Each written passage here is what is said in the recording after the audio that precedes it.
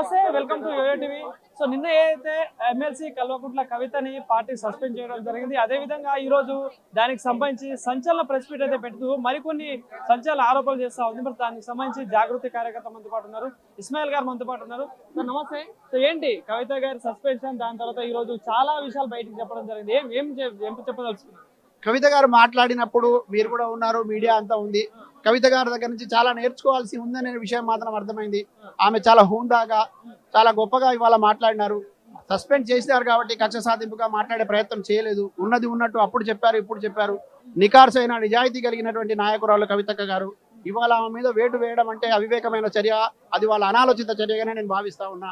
మళ్ళీ చెప్పదలుచుకున్నా, ఒక నికార్సైనటువంటి తెలంగాణ ఉద్యమకారిణి పైన ఇవాళ జరిగిన వేటు మీరు పశ్చాత్తాపడే రోజు దగ్గరలో ఉన్నది.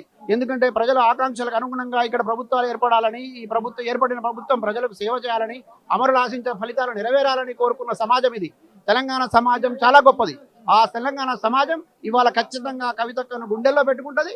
తప్పకుండా కవితక్క వెంట తెలంగాణ దగాపడ్డ ఉద్యమకారులంతా మళ్ళీ ఏకమవుతారు. తప్పకుండా ఎవరైతే కుట్రలు చేసారో వాళ్ళకు బుద్ధి చెప్పి తప్పకుండా వాళ్ళు పశ్చాత్తాపడే పరిస్థితిని తీసుకొచ్చే పరిస్థితి ఉంటుందని ఆశాభావం వ్యక్తం చేస్తా ఉన్నాం. అంటే బీఆర్ఎస్ పార్టీ నాశనం చేసే విధంగా కావచ్చు, కేసీఆర్ గారిని రాజకీయంగా ఆగమనం చేసే విధంగా కుట్రలు చేస్తా ఉన్నారు. ప్రధానంగా హరీష్ రావు కావచ్చు, వీళ్ళు చేసే వాళ్ళని దగ్గర పెట్టుకొని దాని నిర్మాణం మంచిగా ఉండాలని, పటిష్టపరచాలని, గౌరవం నిలబడాలని కోరుకున్న వ్యక్తిని బయటపెట్టిన తర్వాత ఇంకా మళ్ళీ వాళ్ళకి మాట్లాడే అర్హత ఎక్కడిది? ఆ ప్రశ్నకు మనం మాట్లాడుకోవడం కూడా వృధా. కేటీఆర్ గారిని కూడా రిక్వెస్ట్ చేస్తా ఉన్నా, మీరు వర్కింగ్ ప్రెసిడెంట్ గా ఉన్నారు, నాకు అన్యాయం జరిగింది, ఎందుకు నాపై మాట్లాడలేదు కూడా చెప్పిన పరిస్థితి. ఒక పొరపాటు జరిగినప్పుడు, తెలుసో తెలియకో జరిగినప్పుడు దాన్ని సరిదిద్దుకోవడానికి కొన్ని అవకాశాలు ఉంటాయి. తన కుటుంబ సభ్యురాలిగా, నికార్సైన నాయకురాలిగా హుందాగా తను అప్పీల్ చేసినారు. కాబట్టి ఆ అప్పీల్ ను స్వీకరించి మార్పు తెచ్చుకొని భవిష్యత్తులో ఇటువంటి జరగకుండా చూసుకుంటే వాళ్ళకి మంచిది. లేదంటే ఇంకెవరో ఏం చేయలేరు. ఇన్ని రోజుల నుండి బయటికి రాకుండా ఇప్పుడు ఎందుకు ఇవన్నీ బయటికి చెప్తా ఉన్నారంటే తెలియదు ఏంటంటే అమాయకంగా మాట్లాడుతా ఉన్నారు. పెద్ద విష ప్రచారం ఇది. ఎవరికి చెప్పి చేయాలి, ఎవరికి చెప్పాలి? ఇప్పటికే కొన్ని వందల సార్లు ఆమె చెప్పే ప్రయత్నం చేసినారు. చాలా సందర్భాల్లో కలిసి మాట్లాడే ప్రయత్నం చేసినారు. లెటర్ లీక్ అయింది ఎందుకు అన్న దగ్గర నుంచి బయట ప్రపంచం మాట్లాడుతూ ఉంది. కొంతమంది వాళ్ళు చెప్పిస్తా ఉంటే మన వాళ్ళు కూడా మాట్లాడుతున్నారు. బాధాకరం. చెప్పలేదని ఎవరు చెప్పారు?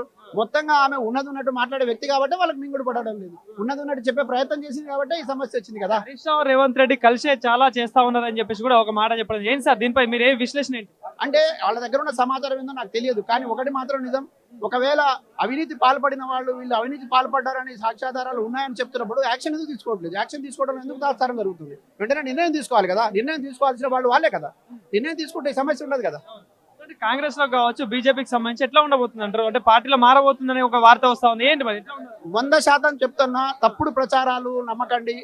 తెలంగాణ సమాజం చాలా గొప్పది. విజ్ఞత కలిగినటువంటి తెలంగాణ సమాజ పౌరులారా, యువకులారా, తప్పుడు మాటల్ని, తప్పుడు ప్రచారాన్ని నమ్మకండి. నికార్సైన ఉద్యమ నాయకురాలు కవితక్క తెలంగాణ ఆకాంక్షలకు అనుగుణంగా నడుస్తుంది. అమరవీరుల ఆశయాలకు అనుగుణంగా ఆమె నడుస్తుంది. తెలంగాణ రాష్ట్రం సాధించిందే అమరుల అమరత్వం మీద, వాళ్ళ పునాదుల మీద నిర్మించబడింది. కాబట్టి ఖచ్చితంగా కవితక్క తీసుకునే నిర్ణయం ప్రజల ఆకాంక్షలకు అనుగుణంగా ఉంటుంది. మెజారిటీ ప్రజల ఆకాంక్షలకు అనుగుణంగా ఉంటుంది. రాజీనామా కూడా చేయడం జరిగింది, ఏంటి మరి ఎట్లా ఉండదు? అంటే తప్పకుండా ప్రజల్లోకి వెళ్తాం. మనం ఖచ్చితంగా ప్రజల్లోనే ఉన్నాం, మళ్ళీ ప్రజల్లోకి వెళ్తాం. ప్రజల అభిప్రాయాల మీద నడుచుకుంటాం.